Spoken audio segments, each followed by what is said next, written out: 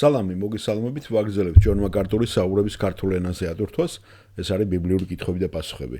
მე არ ვიცი თქვენ ვინც ადევნებდით თვალყურს ჩვენს კითხვა-პასუხებს, მოყოლებული უკვე ჩვენ ნახევარზე მეტი გავიარეთ ხომ, უკვე 1000-ზე მეტი კითხვა არის, თუ როგორ იცვლება უკვე და განათლდა უკვე მრევლიც.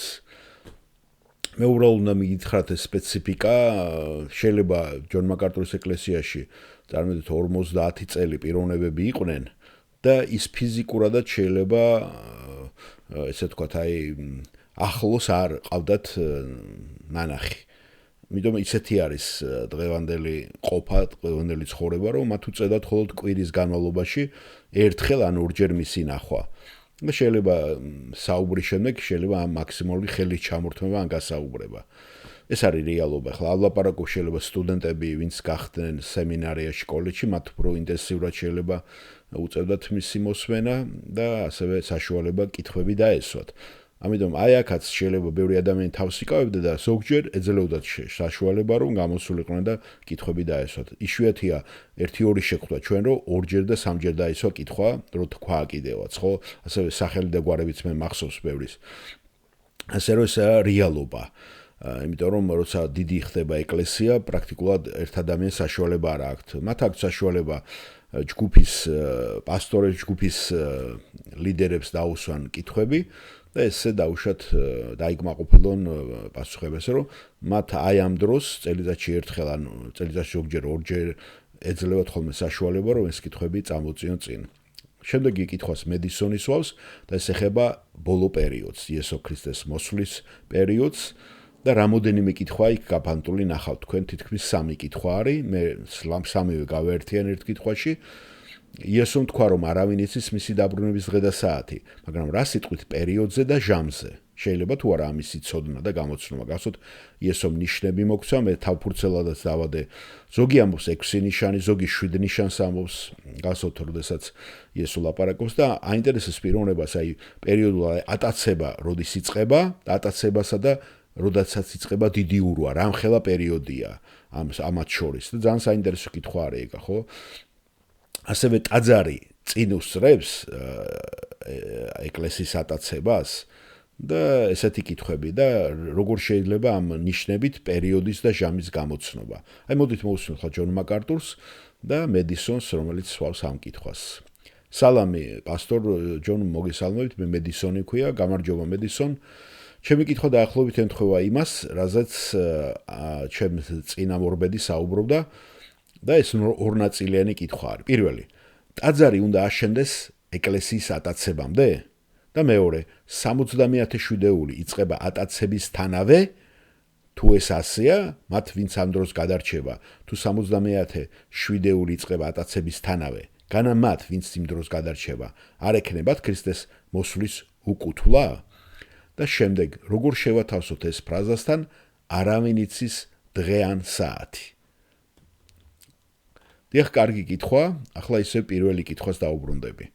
ტაძარი, რაც შეეხება ტაძარს. ტაძარი არ არის აუცილებელი რომ აშენდეს ეკლესიის ატაცებამდე. წინა წერილში არაფერია ნათქვამი ამაზე. მათ შეუძლიათ ამ ტაძრის აშენება ძალიან სწრაფად, როგორც გამოსვლის წინში გახსოვთ მოსეს პერიოდში კარავი ააშენეს. და მე ვიცი რომ არსებობს ძალიან ბევრი ინფორმაცია ამის შესახებ რომ მათ უკვე აქვთ გეგმები ძალიან ესე ვთქვათ მზად არიან ამისათვის და შეუძლიათ ამისი გაკეთება და ამას ელოდებიან ამ დროს და ამის შესახებ მე არ ვიცი ზუსტად კონკრეტულად როდის მოხდება ეს იმიტომ რომ არაფერია ნათქვამი რომ ტაძარი აუცილებლად უნდა აღდგეს მანამ სანამდე ატაცება დაიწყება მეორე კითხვაზე რაც შეეხება რამდენი იქნება ეს პერიოდი ეკლესიის ატაცებასა და დანიელის 70-ე კვირის დასაწყის შორის. დიახ, ეს არის კითხვა ეუნება მედისონი. დიახ, შეიძლება იყოს გარკვეული პერიოდი, ჩვენ ესეც არ ვიცით.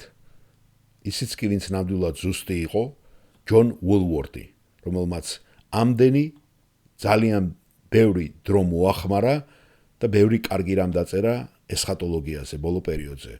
ის ღიად საუბრობდა იმაზე, თუ რა შეიძლება იყოს ეს პერიოდი, ატაცებასა და ამ სამჟაროს დასაწყის შორის. ჩვენ ვიცით, რომ ატაცება არის მოვლენა, რომელიც ხდება. შემდეგ კი დანიელის სახარების 70-ათე კვირა 7 წლიანი გასაჭირის პერიოდი. ბოლო 42 თვე, ანუ 3.5 წელი. საიდანაც ღვთის გამწვავებული სამჟავრო იწყება ამ სამყაროზე, რომელიც ბოლოს თავდება ქრისტეს დაბრუნებით დედამიწაზე, არმაგედონის ბრძოლის შემდეგ და მისი სამეფოს დამყარებით. ასე რომ შეიძლება იყოს გარკვეული პერიოდი, ჩვენ ეს არ ვიცით. მაგრამ იმ კითხვაზე პასუხის გასაცემად, რომელიც ნამდვილად გაწუხებთ, როგორ შეუძლია იესოს თქვას, არ ვიცით დღე და არც საათი, ხომ? კარგად გახსოვდეთ, მან თქვა დღე და საათი. თქვენ შეგიძლიათ შეხედოთ ამ პერიოდს და რა თქმა უნდა დაიწყოთ ამ სამჟავროების დანახვა. თქვენ გაიგებთ, თუ მსოფლიოს მოსახლეობის მეოთხედი დაიღუპება, წყლების სისხლად გადაიქცევა, ცა დაიწყებს ჩამოვარდნას და გამოცხადების წიგნის ყველა ეს ძალიან კონკრეტული სამჟავრო მოხდება. ასე რომ თქვენ გაიგებთ პერიოდს, თქვენ გაიგებთ, რომ სამჟავრო მოდის და ეს არის ყველაფერის აზრი. ეს არის აზრი. საქმე იმაში, რომ ეს წინასწარი განკითხვის გაფრთხილებებია, ბოლო განკითხვის წინა გაფრთხილებები. მიუხედავად იმისა, რომ თქვენ იცით პერიოდი, იცით რომ ის მოდის, იმ დროის თაობას არ ეცოდინება დღე და საათი. ამაზე ალაპარაკი. ესე გებია, ნიშნებს რომ დაინახავთ, ესე იგი, დაწყებულია, მაგრამ კონკრეტული დღე და საათი არ იცით. ესე გებია, დიახ, მადლობთ, კარგი კითხვა.